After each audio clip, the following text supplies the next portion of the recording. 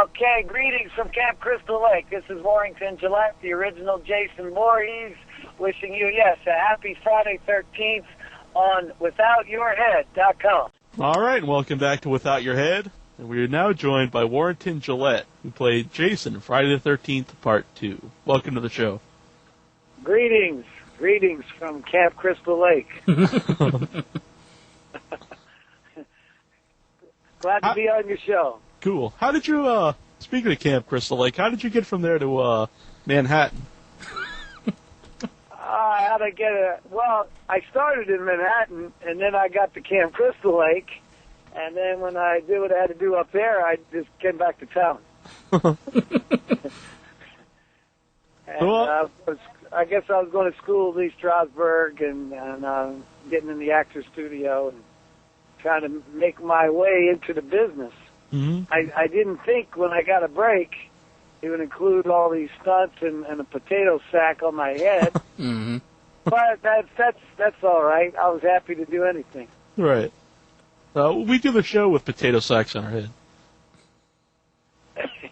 Pardon me? No, just kidding. Was that the first role you got? Is playing Jason in Part 2? Was that your first film? Yeah, that was, first part in a feature film, yes. And I've been to stunt school and mainly just been studying, and I was really auditioning for this other part that John Fury got. Mm-hmm. And then they said, well, we'd like you to be Jason, and I said, oh, well, great, I'm happy to do anything. And then they said, well, do you mind if we shave your head? I said, no, start shaving. Were you a fan of the original movie before you got this role? Yeah, I went. I was of course, thrown out of my seat when Jason come out of the lake. That was one of the all-time greats. Yeah. And then how strange that then I become part of the franchise in the next film. Mm-hmm. You think they did a good job? Yeah. Well, I just wondered, do you think they did a good job, like making you look similar to the boy Jason in Part 1? No, I think they just made a totally different look, and I know that they got an inspiration from a real murder case years ago where the guy was running around killing people with a potato sack on his head. So I know when they unveiled the face, this was, I think it was brilliant, and between, I guess, Steve Miner, Carl Fullerton, and they really made one of the all-time great faces in film history. I mean, if people are still talking about it, 25 years later, mm-hmm. it had to been good. Oh, definitely. How long? And I'd sit in the makeup chair for 7 hours, mm-hmm. so it was quite an effort to create it. Mm-hmm. What are you saying, John? How awful was it wearing the makeup? It was a large, pain in the ass is what it was. I mean, they tape your eye shut, so anytime you lose sight in one eye, mm-hmm. That's not good. Yeah, definitely right. You lose your depth perception. You really lose everything, and then if you have one eye closed off for a long period of time, you start to get dizzy. It's really difficult. Mm-hmm. You're going to be part of the Slasher Fan Fest, Slasher Fest today in Baltimore? Yeah, I'm actually en route, right, as we're speaking. Mm-hmm. Do you enjoy these, going to these conventions? Getting to interact with them? I go to a few here and there. They're kind of fun because, I enjoy, talking to the fans. I enjoy, sharing a few moments with them. They really take it seriously. The kids, the families come, the kids come. It's a real cult. Mm-hmm. Mm-hmm. Which do you think was scarier for Jason, with the sack on his head, or the what everybody I guess knows of him with the hockey mask? Oh, everybody says the sack on the head that gets unveiled. Everybody says that's definitely scarier. Mm-hmm. How about like Jason is more like the Mongoloid killer, or in the later films he's basically like a zombie. Which do you prefer? I for the beginning because it's more plausible, more realistic, more scary. The later sequels that everybody agrees with me, they start to become cartoon-like. Mm-hmm. And he's taking 20 rounds in the chest. You can't kill him. You can't stop him. You could, send him to outer space, send him to... it could become like a cartoon, and kids laugh at it. They watch it and laugh. It Right. becomes a comedy. It's a comedy, and that's not what it's intended to be. Mm-hmm. You got a question, John? Did they film anything during part 2 that you expected to be in the film and then it wasn't? I think everything that I saw that I expected pretty much was in it. I mean, you do one scene, I don't know, they do it 8-10 times, and I wasn't really part of anything that got left on the cutting room floor, put it that way. Mm-hmm. So it wasn't anything that was like, there wasn't anything that was too bloody or too, anything like that for, to keep an R rating? Not that I saw, but a lot of the stuff was done with the special effects guy, and they filmed that later, and I wasn't really on the set, so I never really saw some of the filming of some scenes. I didn't see the filming, and I didn't see the dailies, and I didn't see it when they had it or they cut it. Right. Do you think some films nowadays rely too much on CGI? Instead of just makeup and kind of old school special effects. Yeah, I completely agree. Alfred Hitchcock was the greatest, and he'd scare the bejesus out of people by doing nothing. Mm-hmm. Right. I mean, he's iconic. He's the master. The master. I think they need to go back a few pages and revisit some of his style. Mm-hmm. Well, I think the special effects can enhance a film, but at the heart of the film, it's still the story itself. Some movies are just all special effects. Right.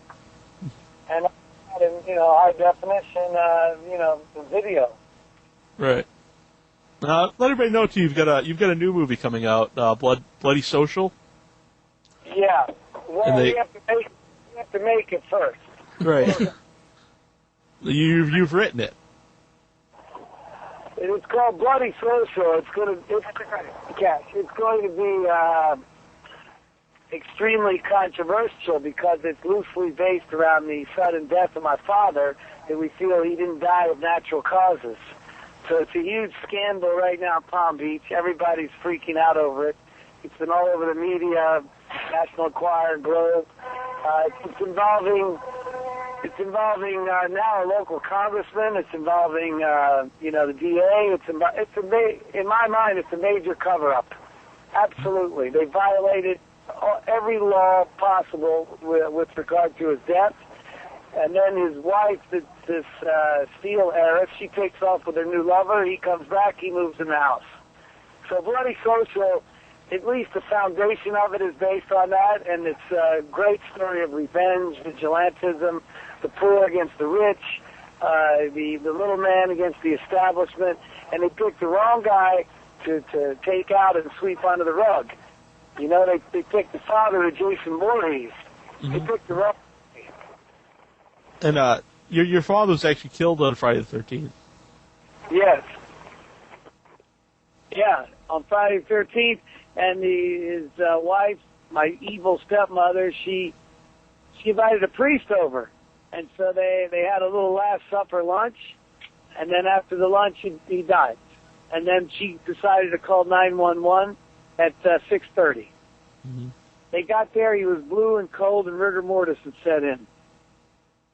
And then she takes off on a cruise with her lover. Can you believe this? And there are laws that are governing dead bodies and post-mortem examination. Mm-hmm. And they violated all those laws.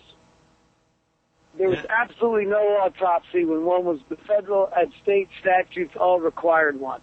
If somebody is in good health prior to you finding them dead, mm-hmm. an autopsy is required by law.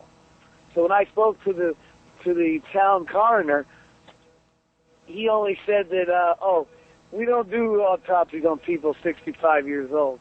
And I said, well, I don't recall seeing that in the statutes. Mm-hmm. He had no, he had no disease or any kind of health problems before this? Well, he did have a history of some heart issues, but a lot of people live with a valve replacement. They live, healthy lives, and they're fine. Mm-hmm. Just a little unusual. Somebody have lunch and drop dead. Right. You're selling shares for the movie. To this day, he has no tombstone. She refuses to put one up. Mm-hmm. And you're selling shares for the movie? You want to explain how that works? Because this is the little man against the big man. This is the the poor guy against the rich guy, and so I want the fans, I want everybody to have a chance to own a piece of this, so people can buy shares $1 a share. Mm-hmm.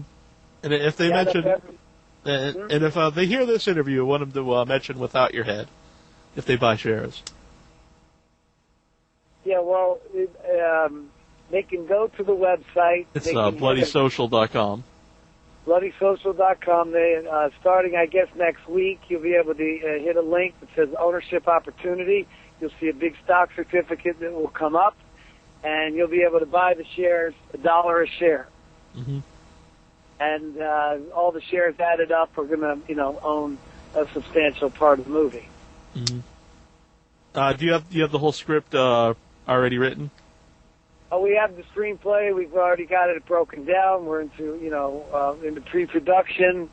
We're, we're organizing locations, permits. We're trying to talk to cast. My ideal director is going to hopefully be Jonathan Demme, that did Silence of the Lambs. Mm-hmm. We're going to have a major budget. It'll be shot on location in South Florida and in the south of France.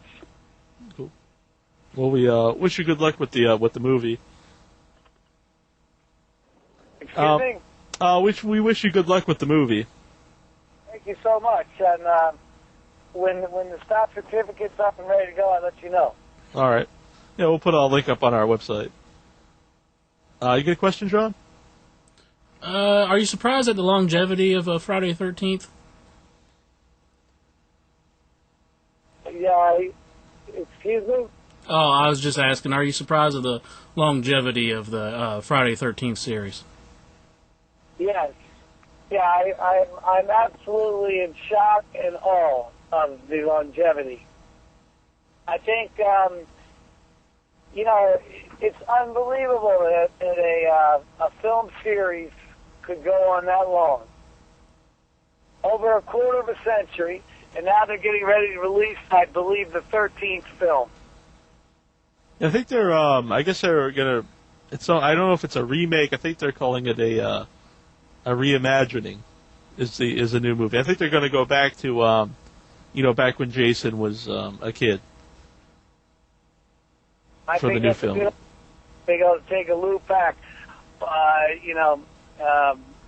It's just an unbelievable franchise of all time. Unbelievable. I mean, the thing, Paramount owned it from 1 to 8. Mm-hmm. And then New Line Cinema has picked it up, and New Line Cinema is going on with it. Were you asked to be in part 3? No. They've changed Jason's all the way till they got to Kane Hodder, who did 7, 8, 9, 10. Mm-hmm. And then after that, Kersinger, and I believe he's done the most recent one. He did 11, and he did Freddy versus Jason, and I believe he did the one that's going to soon be released. But I understand they spent a lot of money on it. It was a big budget. Mm-hmm. Was there any reason Steve Dash didn't play the unmasked part in part 2? I have no idea about that. It is a while ago, and I was working up there, and I didn't even know that they had Steve Dash doing stunts at all. I didn't know anything about it. I never even knew Steve Dash existed. Obviously, he was Dash at the same time I was. Right. And then he came forward after 20 years And he claimed he did some stunts in the movie, which we knew, but I wasn't there. But, that was that. So, I don't know. I don't know why they didn't have me do all the stunts. Maybe he was bigger and stronger than I was at the time, and they needed more of a more professional stuntman than I was, because I was young. Mm-hmm. So maybe we got into it, and they realized that they needed a bigger, stronger guy to handle some of the stuff. I don't know. Did you get injured at all filming the movie? No.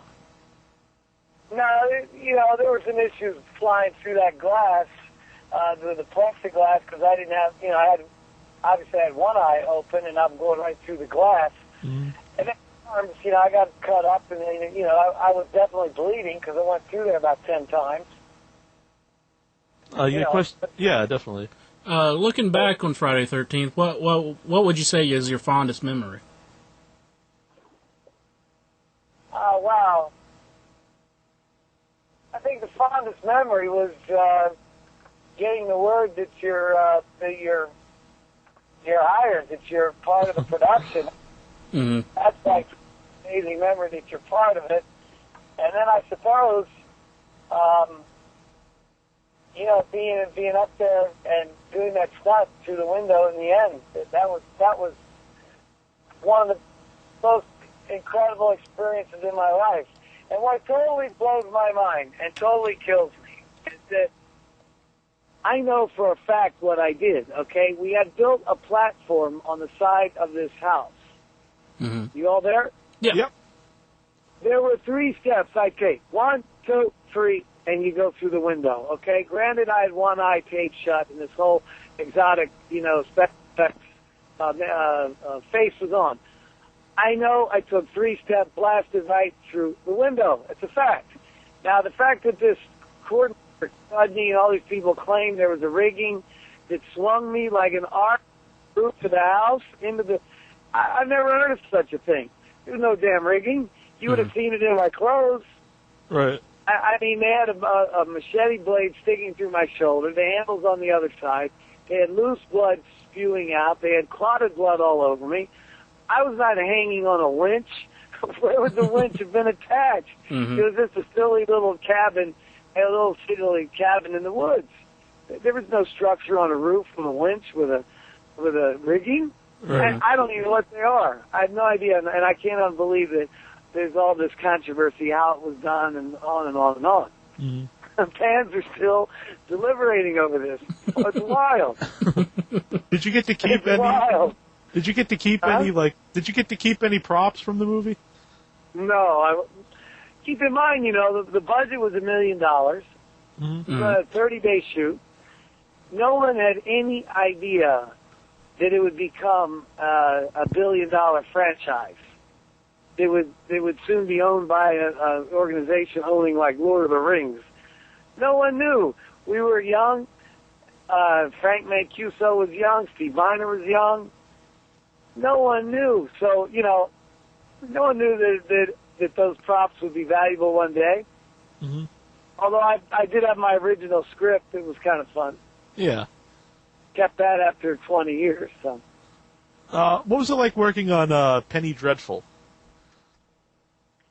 Well, Penny Dreadful was fun because it was this guy that runs this New York Film School, Brian. I forget his last name, Brian. Yeah, no, it was a great experience. Nice people to work with. Everybody had a good time. The director was nice. We blew up a head that was crazy. That was supposed to be my head with a shotgun blast. Right. Penny Dreadful.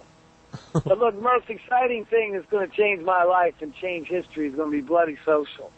Okay, day one of filming, it's going to be everywhere.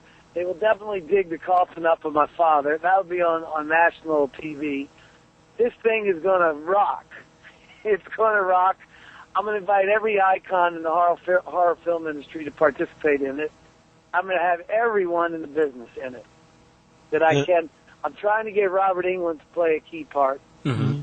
So, all these little experiences, I guess, all were positioning me to have the mindset to try to create Bloody Social and to write it and to be able to produce it. And for more information, visit bloodysocial.com. BloodySocial.com. And very rarely do you have a horror or a thriller that's loosely based on a true story. That makes it very interesting. Mm-hmm. Do you hope this film, for like personal reasons, will help maybe solve the mystery of what happened to your father? I've got personal motivation. I'm seeking justice on it, so it would be great if there was an autopsy and closure. And we didn't inherit anything. Her lawyers wrote his will, so everything went to her. And so she put salt on the wounds by sending us, like, cookbook and box of old pair of shoes. So in life, when you take a shot in the head like this, what you do is you don't lay down and be a victim. You got to get up swinging. You get up swinging, you kick some ass, you create a piece of art, and you make a success out of yourself. Mm-hmm. Create something positive from a negative. Well, we really... You go on. You go on, I'm sorry. Yeah, so that's the journey. And while you're doing that, of course, you're getting closure, and you would definitely give the father immortality. We might start a new franchise. This could be a Broadway play. It could go anywhere. It could be the beginning of something. And not to mention we could all, it would be justice. Justice well served, and we'd hopefully make money on it. And the shareholders can participate and make money. Mm-hmm. Well, really appreciate you coming on today. I know you're a busy guy, especially on Friday the 13th. Okay, well, I really appreciate you all including me in your interview. Yeah. Is that the police? That's the police going by me. Oh, okay. I'm hoping they're not looking for me. You're not still wearing the sack on your head while you're driving, are you? Friday the 13th. It's a bad day to drive. Anything you want to tell your fans out there before I let you go? Let's let the police blow by.